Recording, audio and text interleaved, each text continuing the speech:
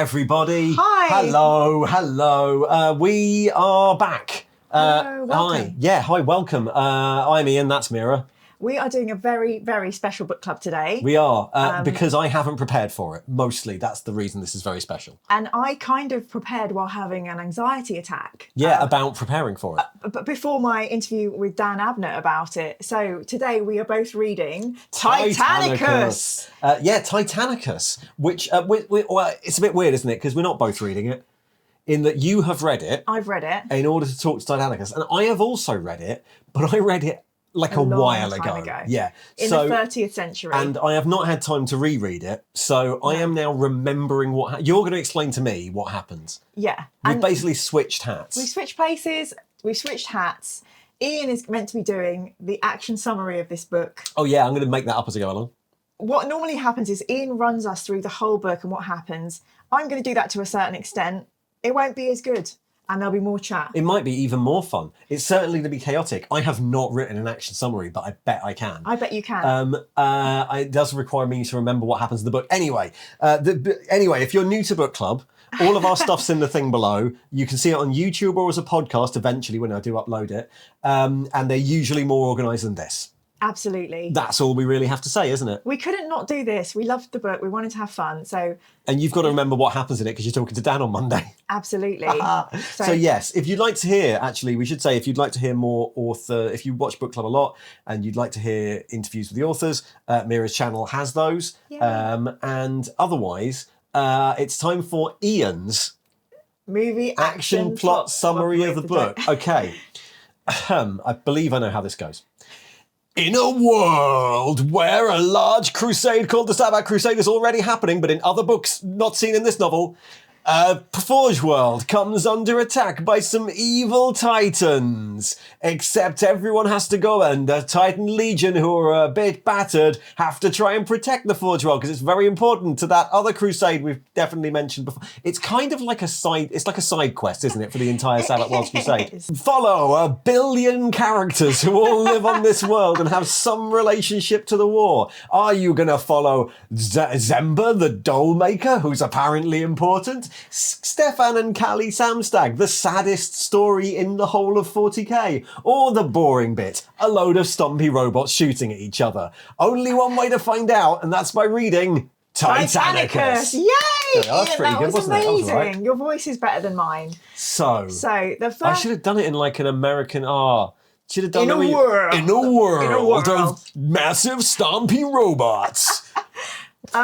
If you're a patron, you might get a free audio file of Ian doing that. So the first thing to say about this book is there are a lot of characters. There's so many characters. Yeah.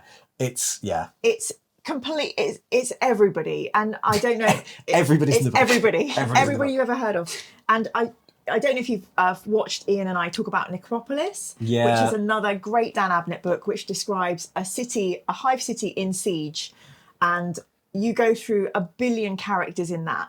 Imagine Dan Abnett doing a similar with Titan robots on an entire planet. Yeah, I remember talking about Necropolis, and I'd said like it was the first time you'd read one of the other sort of Dan Abnett books. Like he's really good at like these ensemble character things, and then he's also very good at this like there are 1 billion characters spread over a war zone. Yeah, and you really the basic plot of this is.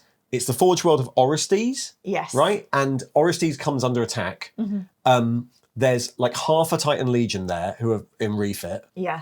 And from the Sabbath World's Crusade, which is where the Gaunt's Ghost books are set. Yeah. And so they have to defend the Forge World of Orestes from the invading Chaos armies. Chaos Titans that I did not know were a thing. Yeah, totally.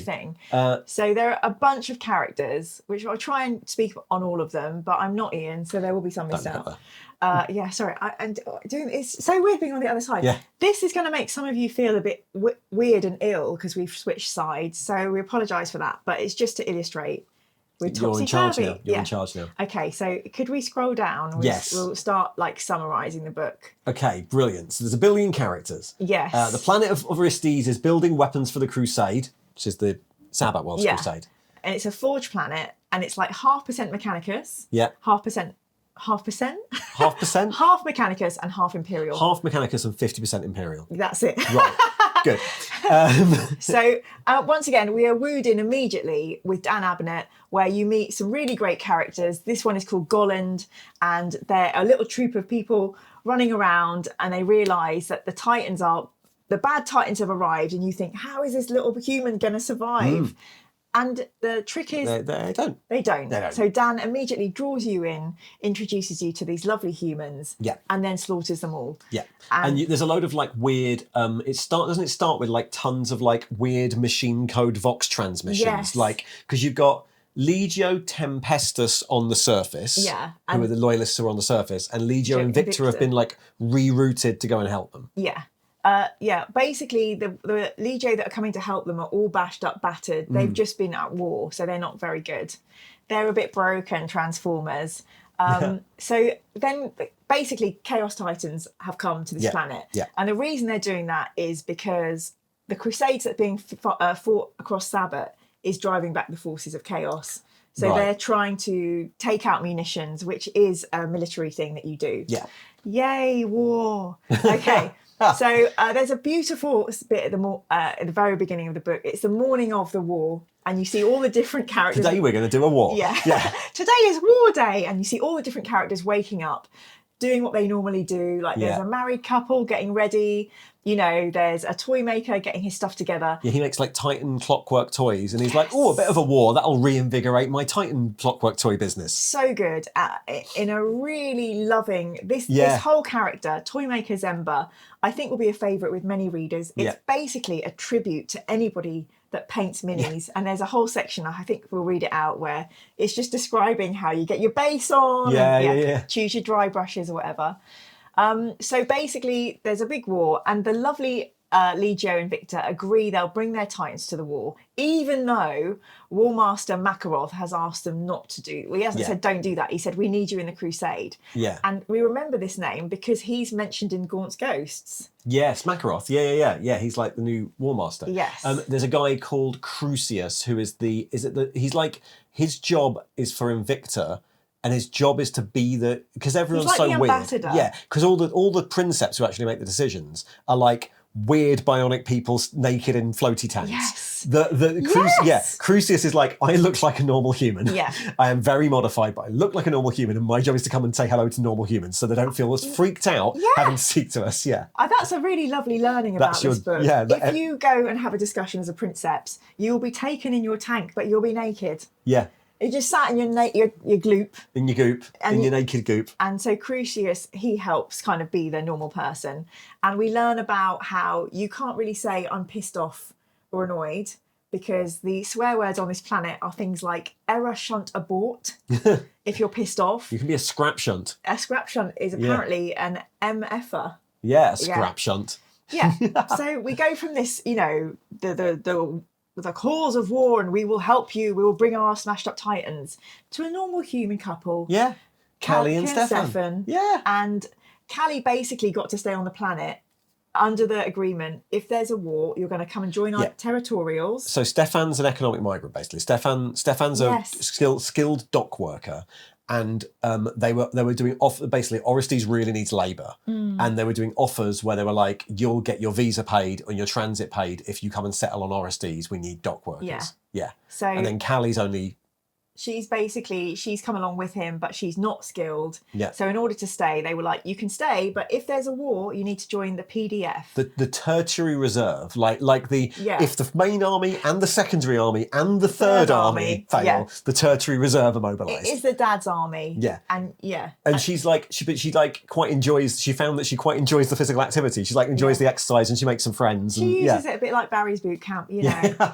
So Callie is in a squad which is called the Activated 26. Right. And I'm gonna, spoilers, most of them are gonna get squished. Yeah, most characters are gonna get squished. Yeah. Yeah. I would say a lot of the book Titanicus is people getting squished. Yeah. It's not in a preachy way, like war is bad, but to show the horror of war.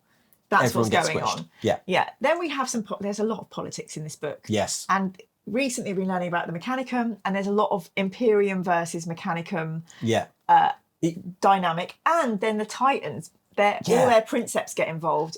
There's a weird thing here. It's like so we know that the Mechanicum are never completely part of the Imperium. They're very much like an allied other empire. Yeah. So they very much see themselves as like, we're the Mechanicum and you're the Imperials and we're both allies. Whereas the Imperials have a habit of seeing the Mechanicum like they belong to the Imperium. Oh, that's Yeah, so so there's a habit where the interesting. Imperium are like, the Mechanicum are these weirdos, but they're part of the Imperium. And the Mechanicum are like, we're our own empire and we ally with the Imperium.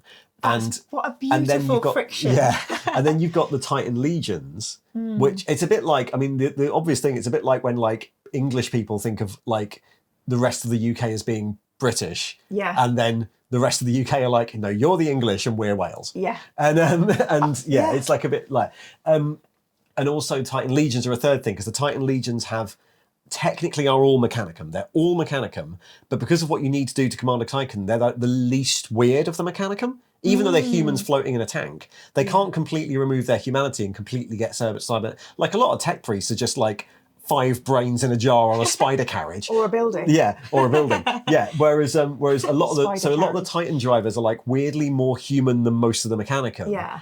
And sort of can do what they want. They're not bound to always do what the Mechanicum say. They do feel very powerful in their own right and renegade. And also, much more human because they always all of the little ones who go inside the Titan have to work together as little families, which doesn't feel very Mechanicus. Yeah, and they can't, they're even the ones floating in the tanks are still a naked guy floating in a tank. Yeah. Yeah.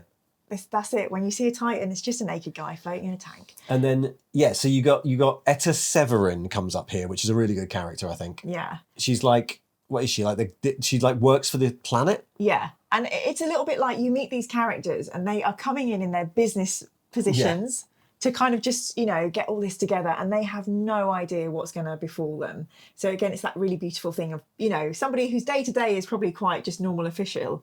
And also the naivety of these characters who think, oh, we just talk to them and not realising there's loads of scheming going on.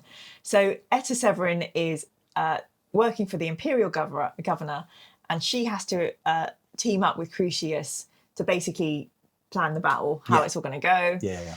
We then meet a soldier, another infantry person. Varco. Yeah. So Varco has a tank called Queen Bitch and has a great crew. But he gets caught up in a battle and his tank is destroyed. And there are some great tank names. I love the names. There's the Heat of Battle, Victory March, Havoc, and Titan Annihilus Ventor. That's not a tank. That is a Warhound, I think. Oh, Annihilus Ventor's a Warhound. Yeah. Yes. Yeah. So basically, Varco, normal day, out on training. Being in a tank. And just, being in a tank, doing my tanky things. Driving it around. Up and down. Never go caterpillar tracks. Spinning the turret around. Yeah. Oh, yeah, we would do that. So basically, thrust into loses everybody, tanks get blown up, and then brilliantly Dan brings us onto the battlefield. Hooray! But no, everyone's going to get squished. A lot of his squad die. Yep.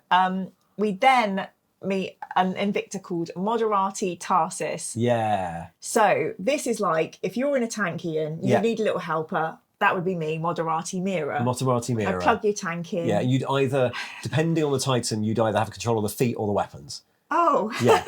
Like, so the Princeps is an overall command, but the Moderati are like, Moderati Bob, make me walk forward, flank, speed, quarter impulse, I don't know, whatever they say. I don't know what I'd be more of a liability doing. The legs or the weapons. What would you rather do? No, I'm going to be the Princeps, obviously. I'm going to be naked in a floating tank of jelly, obviously.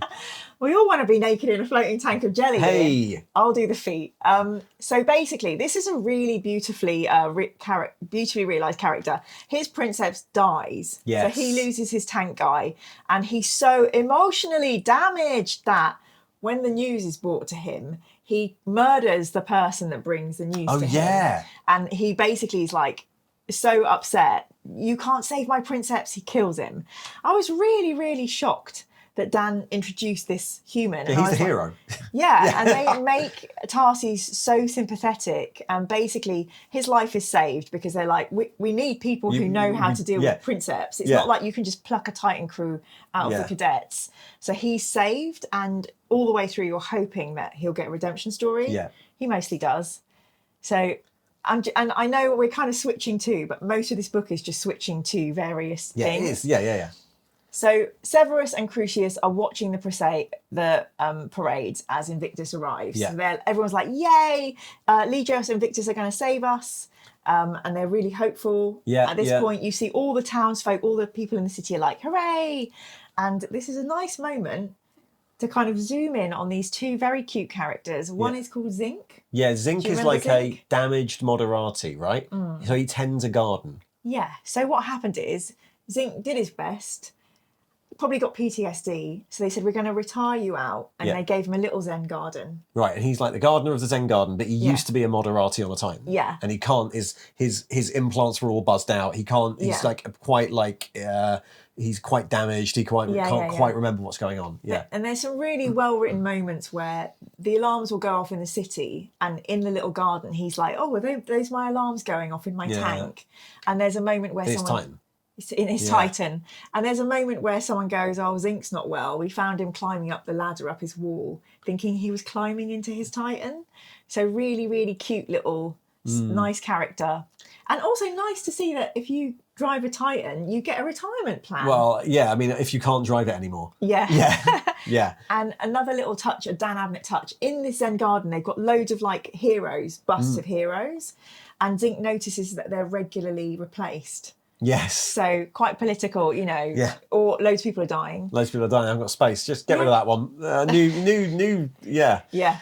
And you got Zemba making his toys. Yeah. So Zemba's business is failing, his toy shop, but he realises, I could be an entrepreneur here, and starts making little Titans. Yes, in the colours of Invictus and Tempestus. Which I think are red and blue, right? I don't know if I made which that ones up. they are. Yeah. So he's doing his lovely things. And then we have this thing, so Callie's had to go off. Yeah, because, Callie's joined up, right. Yeah. And you have a little thing of Stefan, the husband, being wistful and missing her, which I think is so lovely. It's such a nice role reversal of the woman going off to war, the guy being left behind to kind of miss his girlfriend, his wife. It's like, she can be called up, and his job is like a protected job because they need people to be unloading supplies on the docks. Yeah. Cut to Callie's adventure. Right. Her trip into fighting is not going well. No. She goes to have a wee. Right. In a trench, falls in it. Yeah.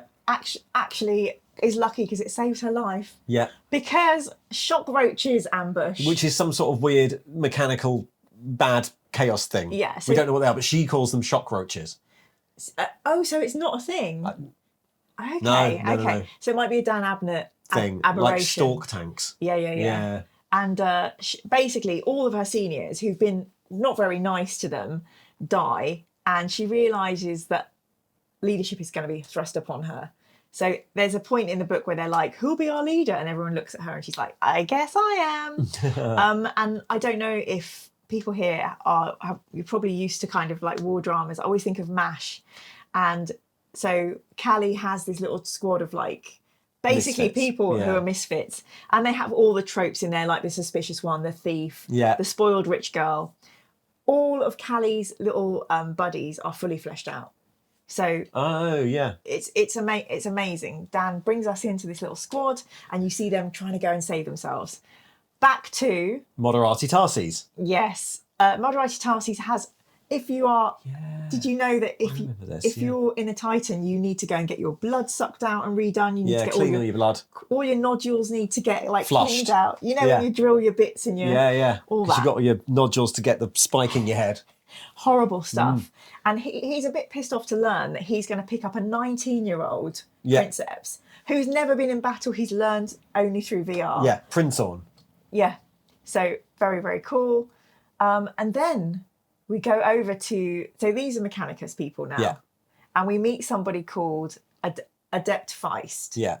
So basically, they are all worrying about these Chaos Titans. And someone thinks, oh, these used to be our Titans in the Heresy. Yeah. If we can look up old data, we'll be able to find out if they've got a wobbly knee, maybe one of their eyes isn't working, which I thought was brilliant. Yeah. But it means they need to look at sealed archive footage. Yeah, because it'll be sealed archive footage about Chaos stuff. Yeah. So one thing I would say, if you live in the Warhammer universe, don't ever look at sealed material. You will either become demoned or you'll be shot for learning heresy. Learning about even if it's good. Even if your people say, no, it's fine, we want you to look at this, it will help us. Let them do it. Okay. Okay, then there's a Titan fight. 110 pages into this. I know. which is quite, I don't know what, sorry, just knocked the mic. I don't know what you expect when you're thinking about Titans fighting. Yeah. But there's so much going on because you get the outside view of what is practically happening. And then you see what's happening on the inside of the tank. And then inside that, you're getting all the emotions. Yeah, from the Titan. Yeah. Yeah. So it's literally like, I mean, I wouldn't say it's worse than Gaunt's Ghosts because that feels very, very human. But it's such a submersion into like, it's like a jet flying low, whistling past your head, and a million and one things going on. I haven't read anything like it. It's weird, especially because, like, from what I remember of this, like the way they're obviously the terminology used is like commanding battleships as well. It's like or starships. It's like, you know, head all full, turn 45 degrees to port. Like, charge the left cannon. The Titan was really angry at me. Yeah, and character development, and you know, they're having various. Oh, he's doing this badly. It's insane. So I cannot wait to talk to Dan and be like, how does your brain exist? So that's a really exciting first fight, and we see Morbius Sire take down a Reaver. Chaos Reaver. Chaos Reaver. Yeah. What is a Reaver? Oh, it's like so there's basically there's four sorts of Titan that are relevant. You know what, I've got some in front of me. There's four sorts of Titan that are relevant. The first one, the littlest one is a Warhound. It's a Warhound. Oh yeah, because it's a Warhound here. Sorry everyone, there's a little Warhound. It's about that big. In this world, a human is like that big. Oh, wow. Yeah, so that's a Warhound. Tiny. And they're usually crewed by a minimum number of people who aren't in big tanks, and they're fast and hunters, but they can't really take down things. That's a Reaver, which is a Reaver Titan, which is like the smallest full battle Titan and has a full crew. Then the one above that's called a Warlord, which is what's on the front cover of Titanicus. Yeah. And that's really big. And then there's this like mega stupid big one called an Imperator. Which does turn up. There's always one turns up in a Titan novel, right? And everyone's like, oh my God, it's an Imperator! And that's got like a whole castle on its back with artillery and things like that. A cathedral. The standard big battle Titan you see all the time is called a Warlord, and the Reaver's like the slightly smaller, slightly older version. So if you were to go to Games Workshop and buy an Imperator to take to a... You can't buy an Imperator. Interesting. They don't make a model for it anymore. Yeah. Wow. So the biggest one you can buy in the game Adeptus Titanicus, which is the Titan game, is a Warlord at the moment, and there's like a slightly bigger one with a big gun on it. But yeah, basically your three sorts of Titan for the purposes of anything real are Warhounds, small crew, runs around very fast, harries things. In Titan world, they're like scouts, but obviously they're fucking massive. Yeah. Reavers, the mid-sized ones. Warlords, the main battle ones. Okay. And you basically painting them, so they're going to be in one of your armies? They are, yeah. They're going to be in my Legions Imperialis army. I've got 2 Warhounds and a Reaver. I'm excited. I've got a Warlord somewhere, but I'm not going to build it because I don't like them. Okay, fair enough. Don't like them. So, I think they look silly. Back to controversial. Talk about that in the comments. Reavers are better. On the battlefield, we're back to Varco, who has lost his tank but has found the medallion that was on the little skirt of it. Oh, yeah. He's like, how did I get this? Must be Emperor magic. That's what I've written down. Emperor magic. Yeah. So the band, once again, are caught. So they think they're like, oh yeah, Imperial forces, they can save us. Hey, come and save us. And they realise they're in full-on combat with more of these horrible shock cockroach thingies and chaos, and so they can't get saved. They have to keep running away. But the medallion comes with them and basically helps them escape. Okay. So you know what I'm thinking. We've seen the Holy Medallion in the Horus Heresy. This is how the Emperor helps you. Yeah. That's absolutely sometimes. Occasionally. I mean, I don't know if it's a coincidence that Dan's written both and there's a holy medallion, but maybe that's a Dan trope. Who knows? I'm going to ask. Yeah, it's all very confusing whether the Emperor helps you at all, really. He does. But and then we go back to Callie. Go back to Callie Samstag in her trench. And they find, this is like a big plot point, they find a downed Titan called Titanicus, something Titanicus, they can't tell. And they rescue its wounded princeps. They're like, well, he's important, we should rescue him. And they get him out of his jelly, and then they name their sled Titanicus. Yeah. They put him on a sled and they start pulling him back to the lines. And she's almost squashed by a different falling Titan. So they're like the little gang are like pulling a half a princeps on a sled through the lines, trying to get him back to somewhere safe. And I just think the poetry, the beauty of this, they nearly get squished. They save a princeps because they're only reservists, but they're good people. Yeah. And then, they've got this little half poor princeps that they're going to try and save. I'm like, I love it. So meanwhile, Callie's being heroic. Stefan is getting drunk and depressed and missing his wife. Yeah. And then he's in a bar with a tattooed stranger who happens to be Tanith. Yeah. Not many of them left. And the Tanith, unfortunately, happens to slag off the PDF. Yeah, he's like, oh, they're all going to die. Yeah. Yeah, they're useless. They're all going to die. Yeah. And Stefan's like, my wife's in the PDF, and glasses the Tanith. Yeah. Who he thinks he's killed. Yeah. So he runs away. So not very responsible behaviour. If your wife's in the army, you could be doing a bit of DIY. Yeah. Could be sorting on your things hab. out. Yeah, sorting things out when she's coming home, but no. So that's a backstory. Then we're back to the next Titan fight. Is he dead yet?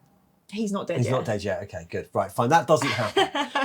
Then we get to the second Titan. Wounded Tempestus Titan limps home, and Skitari. Oh yeah, we get the Skitari. Yeah. So the Skitari in this are brilliant. So talk to me about Skitari, because my friend Jim was saying these Skitari are bonkers. You said they're a bit mad. So the general thing with the Mechanicus, we said this in the bonus episode on the Caban project, is that basically in normal Mechanicum world, all the tech priest Magoses have complete control over everyone working for them, do not care what they're like. So they'll happily just go, right, you 200 people, you're being servitorized now. Yeah. Skitari is a general term in 40k for like the defense forces of the Mechanicum. And traditionally, they were made on Mars, they wear red cloaks, and they have their legs removed and replaced by these big caliper things, a bit like Oscar Pistorius. Those things. That's a weird choice. And it's so that they can traverse the deserts of Mars really quickly. Okay. And wow. And so they're defense forces of Mars, and they're like part cybernetic and don't feel any fear and whatever. Okay. But because of the nature of the Mechanicum, they could be anything. Skitari just means your defense forces. So they could be the guys in the red robes with the masks on and the hoods with the legs, or they could be bloody anything else you want. And every Titan Legion has a force of Skitari who might be marching around in red robes. And I think we see some other Skitari at some point in here where it's like a guy who's got a grenade launcher and he feels it kick every time he fires it. Yes. So that might be in a different book. Can't remember. So we see that, but then the famously the Invicta Skitari are mad. They're all like steroid stim injectors. They all yell war cries. They're all armed with like lances and things. Oh my lord. Yeah, they're all crazy. So is it not a good introduction for Skitari? Well, at the time this was written, the Skitari hadn't really been set down what they were. Yeah. Okay. So this is quite an early book then. It's not. It's just the Mechanicum didn't really get codified until like about 2010. Amazing. Yeah. Okay. There was some bits before that. Yeah. But until like them actually like this is how the army works, this is what they all look like. Yeah. That didn't happen until a bit later, so this was written before that. I mean, I can see why people have their favourite Legion and just stick to that and mainline it, because there's so much about all of them. Okay. So then we basically go back to Moderati Tarsus. With his new princeps. Yeah, who's learning to... It's like one of those montage movies where, they don't get along and then they start... he's like, come on, kid, I'll teach you. And basically, he uses his experience to save them from an ambush. So you get to see this relationship growing with this... Basically, Prince Horn is scared and Tarsus helps him. Another really touching Dan Abnett human story. Then we're back to the intrigue and the politics. Evidence occurs. Yeah, because they've been searching in the archives. Been looking in the dark places. The Emperor is not the Omnissiah. That is the Emperor is not the Omnissiah. Oh no. That is the leak. And this is leaked by Kalian, who after it's being found by Who's Kalian? Kalian is one of the Mechanicus. Right, okay. There are 3 plotters. Right. That I'll come that are to. from the Forge world. Yeah. Yeah. That are trying to bring up this information to light for nefarious ends. Right. Some of them just don't want to be, they want to be like traitorous to the Emperor. Others for personal gain. Kalian is one of those who kind of works alongside Feist. They're kind of the innocents who get caught up in this. So once this is leaked, civil war looms. So the previously like, yay, the Titans will save us city begins to riot. Right. So that we're now seeing how the townsfolk are all affected, and there's fighting in the streets between people who want there to be an Omnissiah separate, blah blah blah. Sorry, but that is quite quite wearing. Yeah, because then they're like, well, the Mechanicus are all heretics then, because they're all saying the Emperor isn't. Yeah. Exactly. They just quickly go to, and it's if you're not this, you're a heretic. Yeah. Oh, did you put your milk in before your tea? Heretic. Heretic. All these things. Oh, that is actually heresy. It is. Yeah, that is heresy. Yeah. That is heresy. So then we're in the middle of a Mechanicus coup. Is that coup? Coup. That's how you say it's that. A coup. Yes. So the Adept Seniorius is killed by Ptolemy. Who's one of the conspirators? Yeah. So Ptolemy is the main baddie. Right, Spoilers. Right. Okay. He's quite manipulative, and he's kind of led the little ones into uncovering this for his own ends. Right. So the three plotters are Ptolemy, Enhor, and Egan. Right. Which Enhor and Egan's quite interesting. If your name begins with an E, you're a bit of a dick in this universe. Okay, like good. Erebus. Yeah. And other people beginning can we with think E. of another? No. Aegean. The Emperor's Children. Yes. Yeah, that'll do. There you go. Yep. Makes total sense. So this is all going on in the background. And then the beauty of this is you're thinking, don't all be mucking around. Just all be together. There's a war on. There's a war on. Like the timing of this. So then there's a big attack by the Invicta. And you think, oh, yes, we're winning. But this is when the Chaos Imperator Titan arrives. Yes. So as you said, this is the moment you're waiting for. Yeah. There's got to be There's always got to be one. Yeah. Yeah. Every Titan novel, someone's got an Imperator. Yeah. It's always the bad side. It's always scary. Yeah. And the moment when this guy comes in is great because he's really written as terrifying and he just tears shit up. He's scary. Luckily, Princess Kung... Yeah. Who kind of we haven't heard a lot He's about. like, is he the Tempestus one from the actual planet or is he another Legio Invicta? I don't know. One of them. One of them, he turns up. See, this is why Ian gets to do the summaries. Because Gearhart is Invicta. Yeah. Yeah. So probably, let's say Kung is Tempestus. And if we're wrong in the comments, someone will do a family tree for us. Yeah, they will. Basically, I didn't realise this. There's a law. You are only allowed to operate your own Titan. You're not allowed to link up to any other Titans because it's like if you do that, you're going to need psychic energy. That could let the power of the warp in. Oh, and right. Basically, the virus could take down all the good Titans. Okay, this is partly because they can't do this. Oh, no, isn't there a whole thing because the Chaos Titans have scrap code, which is invading all the systems? Oh, I completely didn't overlook that bit. Yeah, that's the whole thing. Yeah. Well, there you go. Yeah. There's a whole thing. There's like viruses. It's a law. If you're a loyalist and you have a Titan, you don't link to other Titans because they could get infected by your bullshit. Yeah. So, but Princess Kung is like, this is the only way we can do this. It's like the Ghostbusters moment. Right. Don't cross the streams. And all of the Titans join up in their heads and they manage to blob it at the same time. Yeah, blob it at the same time. Take down its void shields and blow up the thing. Yeah. And within this, you're seeing Princess Gearhart, who is a very old princeps who's kind of lost a lot of crews. Yeah. His mind is crumbling and he's trying to fight, but he's talking to people that have died long ago. And his new crew are like, oh, is this dude okay? He has a redeeming moment because he manages to get his faculties together. So there's a lot going on in the Titan neighbourhood. Are you remembering some of this? Yeah, some of it. Yeah. Okay. I'm remembering bits. As you mentioned them, I'm like, oh, yeah, that did happen. I remember that. Yeah. So, I mean, I've just written in there the cool bit that, you know, some of them are recognising, they know the names of the old Titans because they were historically the goodies. So then back, while this triumph is happening, and pretty much when the big one goes down, you're like, okay, this is end game now. We're kind of winning. You go back to Varco, the man with the medallion, and they have a little moment where they go into a shelter and they kind of, this is where they gather up their spirits. So they meet these random people who like make a living from basically, you know, nothing and getting scrapping. Yeah. And they have a little moment in the middle of all this chaos and they go into a little shelter. They see the names written on the shelter of people who've used it before. And when they need to, they realise there is another like beacon or spire that's going to call more baddies. Right, okay. So they need to go and destroy this. And that gives them the strength to go and take all the fuel that they can and go and try and blow this up. And this is little normal infantry, little people going out to this huge tower. To blow it up. And there's, you know, father and son, Ashlag and Kel. Dad dies.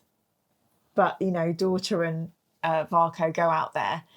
and they manage to blow up what they need to. So I'm feeling a bit emotional. That's what happens. They manage to blow up what they need to, and then you're like, well, do they live or do they die? Mm-hmm. But the important thing is that they've had their part in this. And that beacon was hiding the second Chaos Titan force. Yes. Yeah. Which were waiting for a moment, and they are then revealed, and then Invicta and Tempestus can blob together and go and kill the Chaos Titans. Yes, because we thought we've won, but they're like, oh my god, there are all these other guys waiting out in space. So are they in space? They might even be on the planet. They're on the planet, being hidden by that beacon. Yeah. And then they kill them. Yeah. So basically, the ending is the bad Titans are thwarted. Yes. But everything is destroyed. Everything's destroyed. The political plot is realised, where right at the end you realise Ptolemy, the one who was like, go in the archives. He was pissed off that he wasn't the senioritis adeptus. So used it as a murder plot. He fiddled with the data. Oh, so the Emperor is the Omnissiah. Well, this is the beauty of the book. We as the reader don't know. Right. As usual, we don't know. And the two other people involved in the plot, Egan realises he was manipulated and kills himself. There's loads of murders for nothing, and it was all about Ptolemy manipulating the data to try and get a promotion. So Brilliant. All this civil war, very, very apt for the Imperium, I think. Yeah. So there's three main things that go on. One of them is politics, all the manipulation going on, basically the power play of people in Mechanicus who want to, some of them really do want to split and be their own people from Mars. The other people just are like, oh, give me a better job. So that's quite, And you've got different levels of that, right? So you've got Ptolemy who's trying to go for the job. You've got Egan who believes that the Omnissiah is different from the Emperor, but doesn't want to kill people. Yeah. And people there, even internally, they're distraught at this happening. Yeah. And I think we see this a lot. Dan will take us onto a battlefield, and then you'll see these bureaucrats just mucking around behind the scenes, like they're getting in the way of Gaunt, for instance, or putting Gaunt's men in prison to have a tribunal in the middle of an invasion. And this is those thorns in this side again. So that's a lovely Dan trope we get. The next one is the Titan War, and I think this book must have boosted so many sales of Titans. But I quite like the other note, which is Zemba gets his shop smashed up. Yeah. Because he's making Mechanicus Titan toys, and then the news comes out and the Mechanicus think the Emperor isn't the Omnissiah. Yes. And they smash his shop up because they think he's a Mechanicus sympathiser. Absolutely. Yeah. So this is all the background politics that's so clever. And then, so the Titan War is a whole other kind of thing that's going on. Yeah. And I really think, if you didn't love Titans before, you will now. Quite there's a lot of war horns being sounded, so everyone sounds like they're an ocean liner pulling into something. Yes. Yeah. I mean, it's glorious. I'm going to see, I don't subscribe to Warhammer TV, but I'd love to see how they animate or... Do they? Is there a big Titan series? I don't know. There must be. I'll have a look. There's probably some shots of Titans, but not a lot of... Because that would be amazing. There's a series for it, yeah. And then you've got the infantry. Yeah. So you've got Valko the tanker and Callie, Sam Stagg, best character. Stefan obviously basically gets chased down by the cops and shot. Yeah. Because he thinks he might not have even killed the guy. Yeah. So but he gets killed by the enforcers because... So what happens is, it's a bit like the end of The Great Escape, is it? Where they think they've got away from the Germans and then they haven't. One of them does the wrong thing, causes suspicion and gets shot. So the husband is very nervous that he's going to get caught for killing the Tanith. Yeah. Goes to get a pastry. And someone goes, oh, you're looking nervous. Are you all right, mate? He goes, I'm not nervous. Runs away and they shoot him. It's basically like a local cop just shoots him. And he probably could have got away with it. He could have got away with it. He didn't even need to get in a fight in the first place. Yeah. And then Callie comes home to find the letter going, your husband's been killed. Your husband's been killed. After surviving all that. So...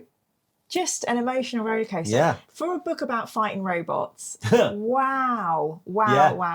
Yeah. And I apologise for not being as clear as Ian often is. I thought that was very clear. I felt like I was inside a tank of goo myself. We should be so lucky. Hey. So do we like this, Ian? Yeah, I do. I liked this book. I remember liking this book and I like it more now. Yay. I think it's probably the best of the Titan books. Sometimes Titan books, and I think maybe this is why there's so many other plots in it, sometimes they can get a bit boring. There's an awful lot of hard to starboard, 20 degrees south, and all this crap that it just gets boring reading that again and again and again. And the interesting thing is how the rest of the world interacts with it. Yeah. There's a heresy book called Mortis, which is like, not sure that's done that well. It's not that great. So it's interesting that all the other stuff is there because it makes the Titan stuff a lot more like believable and bearable. Yeah. You do get the feeling that Dan Abnett creates a world, a whole universe, a planet, and then decides to put the Titans in it. Yeah. Which is just bonkers. And then I wanted to read out this little section, which is for the hobbyists. And this is Ember making his toys. Mm-hmm. They stood on the workbench in front of him. There'd been bare metal when they'd arrived from the machinist this morning in their straw-packed crates. He spent the day between customers spraying them with layers of lacquer and undercoat. Oh, yeah. And then applying the base colours, crimson and brass for Bold Invicta, blue and silver for Valiant Tempestus. Zemba applied extensive gold leaf with a feather brush to the underpainted talons of a Nicomac Ignix, just to make it perfect. It was all about the details. Exactly. As we will regularly see wargamers putting gold leaf on their models. No, that's not true. No, we don't do that. I bet if you did, someone does. I bet if you did, you'd win a golden demon. Yay. That's why you haven't got one yet. Just literally do a gold model. Yeah. With gold leaf. But I just thought that was such a beautiful nod. Yeah. Anyone whose painting's like, that's me, they're probably looking around at. There's quite a good thing as well for like the little touches, like the scrappers at the end and things like that. Like little weird, there's people living on this world. Yeah. I really like the whole idea that like basically Stefan and Callie Samtheg are the best bit of the book. Oh, there is such a nice idea that like that's what happens. You get transferred to this city, you've moved planet, and suddenly there's a war and you all have to suddenly join in and you don't know who's going to live and die. And And an amazing role reversal where the woman has her journey, becomes a leader, is a part of the war that saves them and returns home. And you see the reverse of a man waiting at home. That's quite feminist forward thinking, I think. I like that. We only have one viewer question, and the question is from Historita Gemaldus, sender of games. and he has asked, do you, Mira, believe that the Emperor is also the Omnissiah? Or just a very naughty boy? He's asking both of us. I think there is a god somewhere on Mars that has something to do with it, and I want there to be a separate Omnissiah. But Ian did have this theory, which is that did the Emperor Bene Gesserit? I think the Emperor's Bene Gesseted the whole thing, and so he definitely is the Omnissiah because he set the whole thing up. Yeah. And of course, there are no gods in 40k, just very powerful, horrible alien intelligences that want you to worship them. Wow. So, yeah. Okay, so I think the Emperor's the Omnissiah. Yeah, there he you is. go. Okay, he set it up to be the Omnissiah. That's canon. Ian said it. Yeah, I said it. Bastard scale, right? This is different because you've got like that. None of these are like only one of these is a character mirror. I know. No, they're all characters. All right, Ptolemy. Bastard scale. That's easy. He's the bad guy. He's really bad. 100. 100. Okay, fine. But no, Ptolemy is 100 on the bastard scale. No, he's not worse than certain people we've already. We're not checking that. We don't check the scale before we do this. Otherwise, it would make sense. Shall I just say 100 for Ptolemy then? So it's going to be. Someone's going to be really annoyed if you do that. Okay. Why do you always make me rate first? Because you're the one rating. You're the one who rates. Ptolemy, I think he's up there on the bastard scale. I think I've got to give him an 8 or a 9 because. Okay, all right. Because I was going to go for like 14. So many. Well, the thing is he worse than? But he only is. He's only really killing someone for a job promotion, isn't he? The rest was an accident. I just think so many people died because of him. Yeah. And he was so manipulative and, absolutely terrifying. Sociopath. I'm going to say 8. 8. Ptolemy is 8. Yeah. Shock roaches in general. Yeah, I hated the shock roaches. I don't think they're deliberately bad, though. They are deliberately bad. I think they're just machines. Do you think they're chaotic machines? Yeah, they don't have a choice. Wait, this is a whole other discussion. If you're of the warp, do you have a choice? Yeah, can you really truly be bad? Or are you just acting in your nature? Oh, no. It's like the Valdor thing, where he's technically on the scale, but only as a 1 because he doesn't really have a choice. I hate let's just say the shock roaches are bastards. Okay, what does that mean? They're like 2? Yeah. Okay, shock roaches are 2. The guard that shot Callie's husband Yeah. Well, because he'd only just eaten a pastry and ran away when asked. Basically, the cop went stop and he ran. Yes. So he got He's shot. a 10. So like Orestes is like America. Basically, yeah. Basically. So I'm giving him a 10 on the bastard scale. 10 on the bastard scale. Because it hurt my feelings, made me cry. And then the other character here you've put in the same list of these three people, the Chaos Imperator Titan Agamemnatus Natus Rex. Agamemnatus. Augmenatus Rex. Augmenatus Rex. He's a bastard. Is he? Yeah, because all the little titans, and you think, yay, and then he's like, duh, duh, duh. He's horrible. He's like the T-Rex in Jurassic Park. He's a 6. He's a 6? 6 bastard. All right, the Chaos Imperator Titan Augmenatus Rex is a 6. Brilliant. Great. He's a proper scrap shunt. He is. Hey. I'm really autocorrect. Insert tab him. Yeah. So, I'm abort stop blue screen. Yeah. That's how it's going. So thanks everyone. Thank you for leading me through a book I haven't read for a while. I now remember it and don't need to. How do you find doing it this way round? It's a bit weird, isn't it? I don't like it. Okay, fine. Can we go back to? But it does mean that I have to read less books. Yeah. So I think we should do it more. Well, I think we could do it more if the books are not like full planet 500 like character. easier books. Yeah. I want you to lead on Mechanicus. Yeah, okay. Maybe I'll lead on the one after Mechanicus. That's a short story anthology, so yeah, we can do that. Yeah, it's that'd Tales be of Heresy. lovely. I like when we do short stories. Well, so thank you, all you scrap shunts who are watching. That's really rude. Yeah. I hope you've abort error deleted this episode, and we'll see you for the next episode. Yes, please be kind. Please be kind. And you're going to talk to Dan about this. We'll link that when it's linked. Yeah. Great. Happy scrap code. Yay. See you later. Bye. Bye.